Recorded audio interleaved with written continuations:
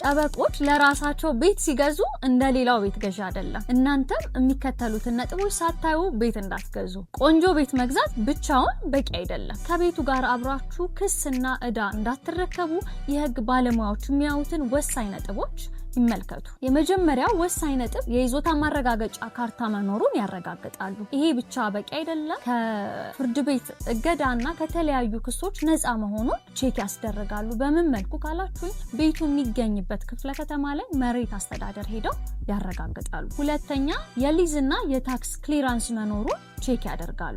የሊዝ ክፍያው ያልተጠናቀቀና ተጨማሪ የመንግስት ዕዳ ያለበት ቤት መግዛት ማለት ቤቱን ስትረከቡ ዕዳውንም አብራችሁ ትረከባላችሁ ማለት ነው።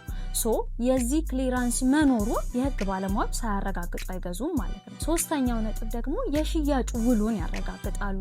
በመጀመሪያ የሽያጭ ውልና ማስረጃ በህጋዊነት የተመዘገበ መሆኑን ቼክ ያደርጋሉ። ምክንያቱም በግለሰቦች መካከል የሚደረግ ውል አስተማማኝ እንዳልሆነ ስለሚያውቁ። ሁለተኛው ነጥብ ውሉ ላይ ያሉ ቤዚክ ተርምስ ኤንድ ኮንዲሽኖችን በጥልቀት ይመረምራሉ። ቤት ለመግዛት እያሰባችሁ ከሆነ ሙያው ምክር እኔ ጋር ማግኘት ትችላላችሁ።